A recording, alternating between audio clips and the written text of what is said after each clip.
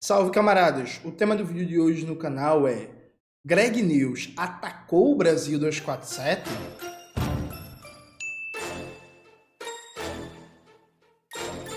Antes de começar propriamente o tema do vídeo do canal, quero muito agradecer a você que ajuda a manter e melhorar nosso canal a partir do apoio. Seu apoio é fundamental para a gente continuar o nosso trabalho. Note, o Gregório do Vivier tem um programa, né? O Greg News, que é um programa que eu gosto, e essa temporada mais recente eu tô assistindo um pouco, acho que inclusive não assisti nenhum episódio inteiro, a não ser esse que eu tô gravando agora, mas temporadas passadas eu assisti a todo, eu tenho até que voltar a assistir, porque eu acho que é um bom programa, tanto jornalístico quanto humorístico. Eu, inclusive, prefiro muito mais o lado jornalístico do que o humorístico, mas eu acho um ótimo programa. E o Greg, eu vou chamar ele de Greg News, eu vou chamar ele pelo nome do programa. O Greg News está debatendo a indicação do Zanin, né? O título do programa é Eu Avisei. O Gregório do Vivier foi uma das pessoas que questionou a indicação do Zanin. Como vocês bem sabem, tal qual o Greg News, eu também avisei. Só que minha crítica foi um pouco diferente da crítica do Greg. O Greg foi muito mais no sentido da ideia de representatividade, da manutenção de figuras clássicas da alta burocracia do Estado burguês, né, de figuras brancas, hétero, masculinas e por aí vai nesses cargos.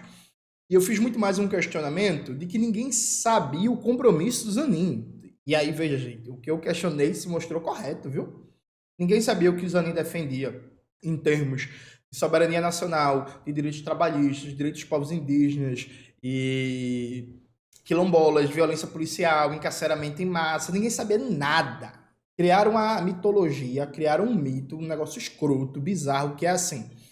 Ah, não, mas Zanin é um homem corajoso, ele enfrentou a lawfare, foi advogado de Lula. Logo, tá massa. Quando na verdade não, gente, assim, se eu sou advogado e chega um ex-presidente da República, uma das pessoas mais famosas do mundo, e diz assim, eu quero que tu me defenda, eu aceitaria na hora, eu posso odiar ele, mas é o caso dos sonhos de qualquer advogado ou advogada. Imagina, velho, tipo, tu é advogado, tu tá lá e chega Lula.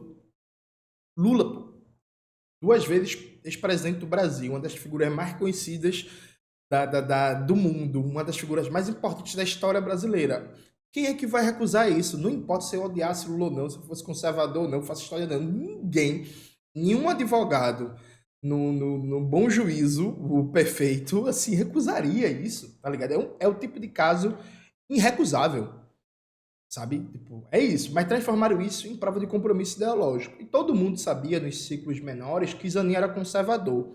Mas o pessoal ficou com medo de falar, o pessoal ficou com medo de criticar. E quem criticou foi massacrado, como foi o meu caso, como foi o caso do Greg News, muito mais, né? Porque o Greg News tem muito mais visibilidade, muito mais audiência do que eu. O Mauro Lopes, inclusive, na revista Fórum, escreveu um texto muito bom.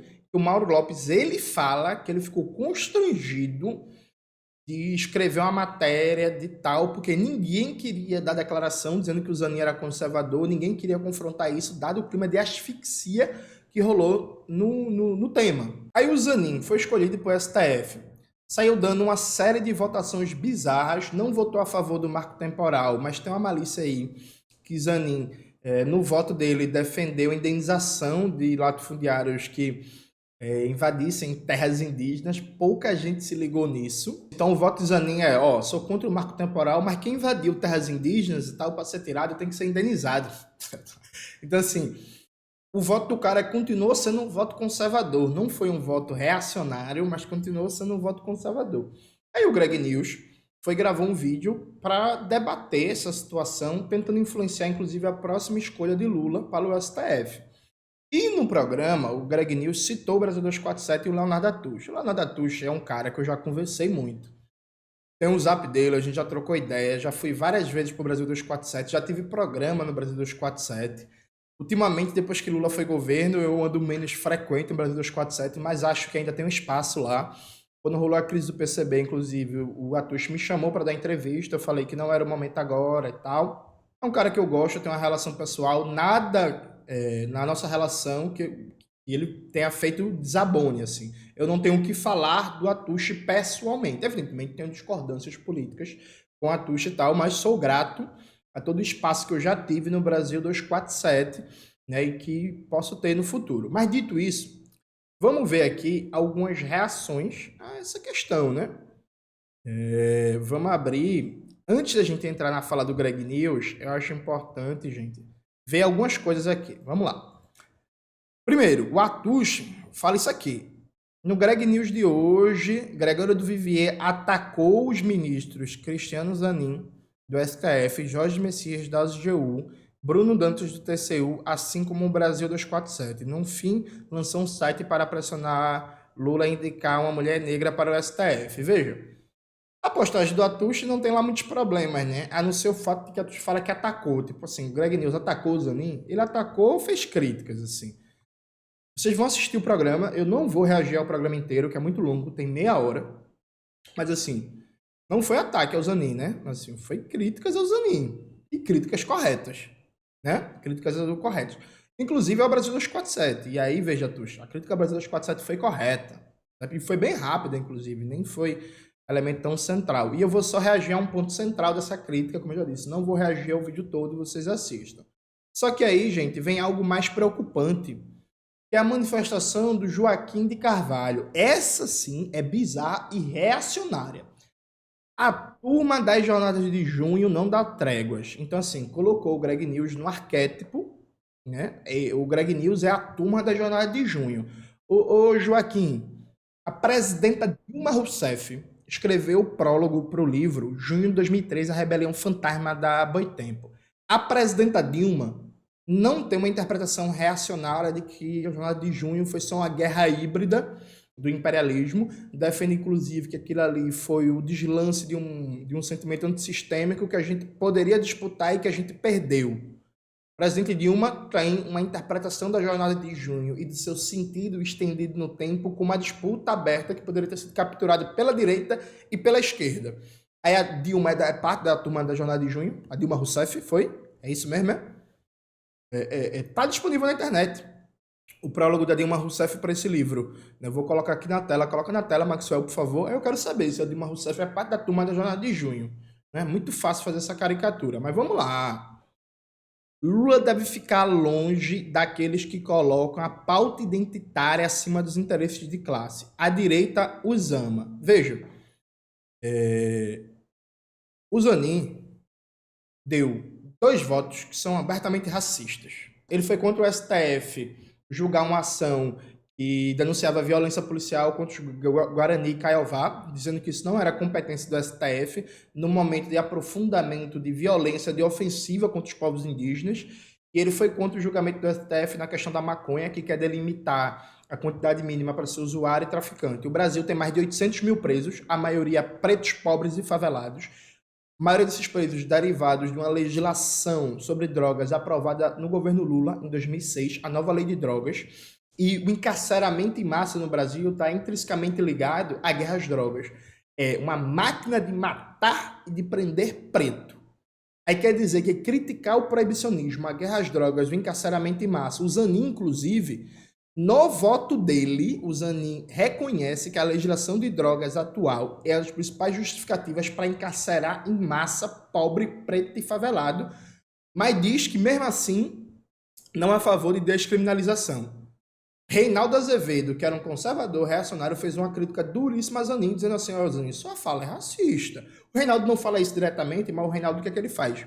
Ele dá o exemplo, fala assim, vem cá, se o exemplo dado pelo Zanin fosse assim, essa política encarcera e mata jovens brancos ricos de classe média, mas a gente vai continuar com ela, como é que seria a reação do público? Como é que seria a reação da mídia? Como é que seria a reação? Sabe? É isso. O Joaquim Carvalho fala isso. Então, chamar de identitarismo virou desculpa a você ser escroto, né? Você ser reacionário, você ser racista. Você chama de identitarismo é como se fosse uma pauta sem importância. E realmente, para algumas pessoas, né, matar preto e pobre é um negócio que não tem importância, dá para fazer de boa. A prova disso, né, é o que acontece na Bahia, né, em que o Rui Costa, quando assumiu o governo, a Bahia não era um dos estados que a polícia mais matava no Brasil. Quando o Rui Costa sai do governo, a polícia da Bahia é a polícia que mais matava no Brasil, e assim continua com Jerônimo Rodrigues. O Rui Costa é ministro da Casa Civil, zero problema, né? Então, assim, o comentário do Joaquim Carvalho foi horrível, reacionário está à direita do Reinaldo Azevedo. Repito. Vou colocar até aqui na tela, não vou reagir a esse vídeo do Reinaldo Azevedo, mas vou colocar até aqui na tela o corte do Reinaldo Azevedo analisando o voto do Zanin sobre a questão das drogas. Vocês podem comparar a fala do Reinaldo Azevedo com o texto do Joaquim de Carvalho, né? Agora vamos ver, gente. Vamos ver o principal trecho que o Greg News está falando aí do Brasil 247. Vamos ver o que é que tem de mais. Vou te pegar o emprego novo, já tá com esse ânimo todo, mas enfim. Isso faz o menor sentido, irmão. Primeiro que dezenas de países já descriminalizaram o uso de drogas. Isso já está claro que isso não tem impacto na taxa de uso. Repetindo, para que fique claro, descriminalização não aumenta o uso. E o Zanin está careca de saber disso. Perdão, está calvo de saber disso. Está calvo ainda. Só que ele disfarça com argumentos tão frágeis e quebradiços quanto seus fios. Aliás, sabe o que é bom para calvície, Zanin? Maconha. E a prova disso, você já viu algum maconheiro careca? Não tem. É Bob Marley, é Snoop Dogg, D2. Conhece o maconheiro careca? É porque ele não é maconheiro bastante. Essa posição do Zanin é tão radicalmente reacionária que todos os países da América Latina, menos Guiana e Suriname, já descriminalizaram o uso de maconha. Até mesmo Alexandre de Moraes, indicado por Temer. Alexandre de Moraes, que a gente sabe, né, por essa foto dele que não fumou maconha, votou a favor da descriminalização, sugerindo que fosse fixado um limite de 60 gramas para diferenciar o usuário e o traficante. E aí Zanin fechou a segunda semana na firma com chave de chumbo, ao votar contra uma ação da Articulação dos Povos Indígenas do Brasil, a APIB, pedindo que a PM do Mato Grosso parasse com as ações policiais truculentas contra aldeias Guarani Caiová. Sim, os caras estão atirando nos indígenas do alto de um helicóptero. E nessa ação, como em várias outras, Zanin votou junto com os dois indicados de Bolsonaro e contra os indígenas. Foi derrotado. Para ser justo, ele não disse que a PM estava certa. Apenas disse que julgar isso não era atribuição do Supremo. Amigo, você acabou de chegar no Supremo, está querendo ensinar para Rosa Weber o que é atribuição do Supremo? A mulher está lá há 20 anos. A mulher teve que te dizer, moça, eu estou dizendo que atribuição é atribuição. Chegou ontem, querido. Fica na moral e pra caralho e vota, irmão. Mesmo assim, ainda tem gente defendendo a indicação do Zanin. Sim, jornalista Leonardo Atus, fundador do Brasil 247, fala em linchamento. Não fala uma vez só, não. Ele fala algumas. Acho que ele gosta bastante dessa palavra. Vamos falar do Cristiano Zanin, que está sofrendo um processo de linchamento nas redes sociais. Algumas pessoas dizem, não, mas não é linchamento, ele tem que apanhar mesmo. Né? Eu acho que é o linchamento. A revolta contra o Zanin, o linchamento do Zanin, onda de linchamentos entram no linchamento. Sendo linchado. Está linchando, o linchamento é o Zanin, porque o Zanin está sendo linchado. Existe um linchamento organizado, obviamente. Existem setores das classes dominantes que querem um tipo de ministro do Supremo. Sim, ele descobriu agora. Minha filha assim, descobre a palavra, fica repetindo. Acho que ele não sabe o que significa linchamento. Porque acho que linchamento é quando a pessoa tem que ficar lendo tweet chato, discordando da decisão dele. Mas a melhor parte disso é que ele atribui esse linchamento a setores da classe dominante. Sim, o Zanin eram advogadas americanas do Joesley, tá? Mas ele está defendendo os interesses do Brasil profundo. Até porque quem vai preso por porte de drogas nesse país é a classe dominante.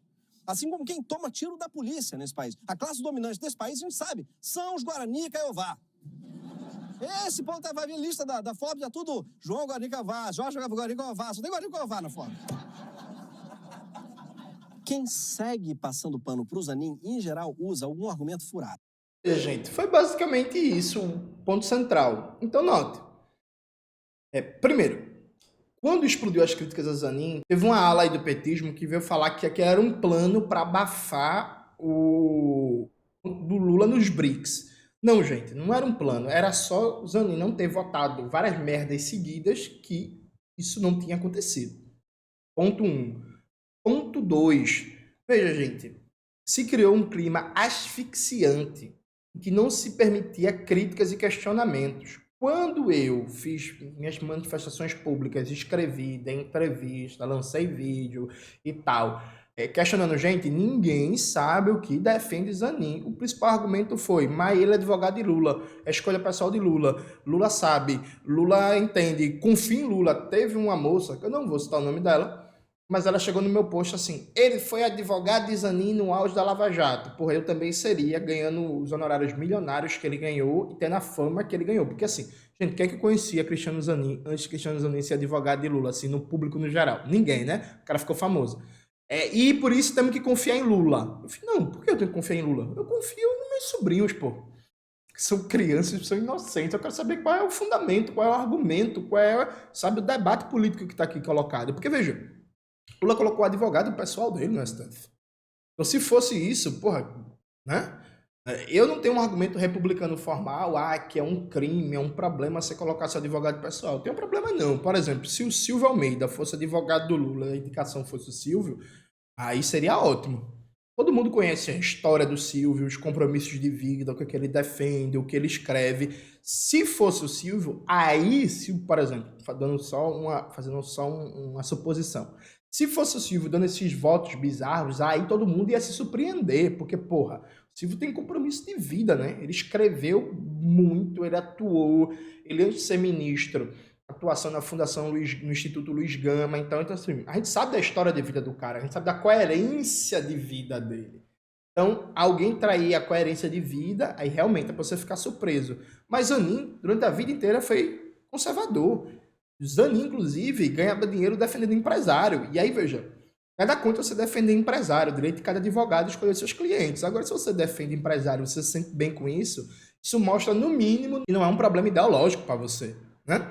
Então, assim, o que o Greg fez não foi atacar, não. Foi questionar esse clima asfixiante. Quem foi atacado foi, sim, quem questionou a indicação do Zanin. E aí, com todo respeito aos meus queridos amigos e amigas do Brasil 247, o Brasil 247 publicou, sim, muitos textos atacando quem questionava, fazendo um silenciamento, tentando constranger, tentando criar um clima de asfixia na crítica, tentando criar um clima de Lula falou e acabou. Sabe? Parece aquele vídeo antigo que rolava, né? Com Deus não se brinca. Não sei se vocês têm idade para lembrar desse vídeo, né, que circulava muito na época que os celulares eram Bluetooth infravermelho. Aí tem um vídeo lá com Deus não se brinca, que é o negócio dos ovos na mala. Parecia isso, pô. Com Lula não se brinca, com Lula não se discorda, tá ligado? E aí o resultado tá aí. E aí, veja, o Atushi, o Zanin tá sofrendo linchamento nenhum, não. O Zanin vai ficar 27 anos no cargo. Se ele não morrer ou se não tiver uma revolução, Zanin vai ficar 27 anos em um dos cargos mais poderosos do Brasil. 27 anos, gente. Quando o Zanin sair do cargo, eu vou ter 60 anos de idade. Já vou estar na terceira idade, tá ligado? Pensa só nisso, assim. Pensa só nisso. Tipo, de linchamento, o cara ganhou um dos cargos mais poderosos do Brasil, que não passa por controle democrático nenhum, sentou lá, nunca mais sai, o que é uma aberração, viu? A propósito. É uma aberração. Essa é uma das premissas, se a gente for debater uma reforma política democrática no Brasil, a reforma política democrática real é a Revolução Brasileira criando o poder popular. Mas se a gente for, né, menos ousado, for debater uma reforma política no Brasil, uma delas é esse critério vitalício da Suprema Corte, viu? Isso para mim não se sustenta. Para mim é o ciclo de no máximo 10 anos. 10 anos a aposentadoria compulsória para, inclusive, a composição da Suprema Corte acompanhar mais ou menos os ciclos políticos do país. Então, Zanin, conservador. Zanin pode ser uma voz conservadora durante 27 anos. Pode ser que o país daqui a 10 anos mude radicalmente nas suas disposições político-ideológicas e configurações institucionais, mas Zanin vai estar lá 27 anos podendo votar do mesmo jeito que ele acha, sabe? Então, assim, é um absurdo. Então, não, o Greg News não fez ataque, o Greg News exerceu saudável direito da crítica. Eu, como eu já disse a vocês, fui por um caminho diferente dele. Eu entendo e veja, eu entendo e apoio as reivindicações por representatividade. Mas para mim, esse não é o critério central por um motivo bem simples. A mídia burguesa pode muito bem apoiar uma pessoa, um homem ou uma mulher negra liberal. Então, se a mídia burguesa vê que se formou um consenso em nome de uma figura, é a figura liberal, é uma figura que não tem compromisso com soberania nacional, com direitos trabalhistas, com combater os cartéis, por exemplo, dos bancos, com garantir que os recursos naturais do Brasil sejam usados pelo povo trabalhador brasileiro, a mídia pode apoiar.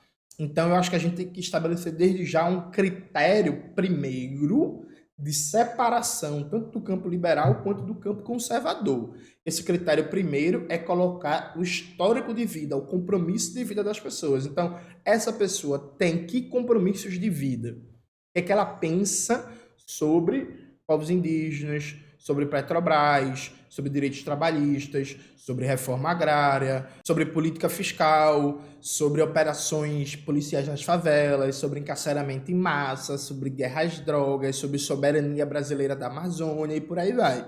É claro que é ótimo, perfeito e pode ser feito tranquilamente defender esse compromisso de vida como critério primeiro, essa história, essa coerência, aliado ao fato de ser uma mulher negra. Perfeito, estamos no melhor dos mundos. Mas eu acho que o papel nosso, dos comunistas, é destacar em primeiro lugar o compromisso de vida sem negligenciar a importância do debate sobre representatividade. Aliado a isso, alguém pode falar assim, Jones, mas compromisso de vida não garante nada. É claro que não garante, porra, é um cargo vitalício. Tá ligado? Então é isso, realmente, compromisso de vida não garante nada. Mas, como eu disse no meu próprio exemplo, você tem um cara como o Silvio Almeida, o exemplo que eu usei, se ele for dar votos, virar um reacionário, ele vai ter que trair compromissos de vida, ele vai ter que quebrar relações, ele vai ter que decepcionar. Quando você tem uma história, você tem um currículo, você tem respostas objetivas que você vai dar aos seus pares, aos seus ciclos de amigos, aos seus ciclos familiares, à militância onde você veio. Enfim, há elementos de constrangimento, né, que não são institucionais, mas que constrangem você a tomar certa posição. Então, é possível sim quebrar compromissos de vida, mas quando você tem compromissos de vida esquerda, populares e tal, para você virar um reacionário, você tem que quebrar esses compromissos. Quando você já é um reacionário, você está jogando em casa. Então a chance da merda é muito maior. Entende? Então eu acho que é isso. Eu acho que o Greg News, ele não fez nenhum ataque. O Greg News exerceu o necessário direito de crítica. Isso é uma das coisas que o Brasil mais precisa. O necessário direito de crítica. Porque está sobrando alienação, está sobrando postura crítica, está sobrando, inclusive, narrativa de filme da Marvel, né? Porque trataram o Zanin e o Sérgio Moro como se fosse o Thanos e o Capitão América. Então, Moro é conservador, Zanin enfrentou Moro, logo Zanin é antítese de Moro. Não. Eles se enfrentaram no tribunal e podem ter a mesma visão conservadora de mundo, o que aparentemente, inclusive, é o caso até agora, né? Então, criaram uma história, uma dicotomia que parecia filme da Marvel, pô. Herói e vilão, uma coisa meio novelizada. E a gente dizendo assim, como é que Sérgio Moro se sente agora que Zanin foi indicado? Foda-se. Com respeito, gente. Foda-se. Eu quero saber como o Zanin vai votar de acordo com o interesse da classe trabalhadora. É isso que eu quero saber. E no caso não tá votando, né? Então é isso, galera. Espero que vocês tenham gostado do vídeo de hoje do canal. Não se esqueça de se inscrever no canal, ativar o sininho, curtir esse vídeo, compartilhar e tudo isso que vocês já sabem. Um beijo e até a próxima.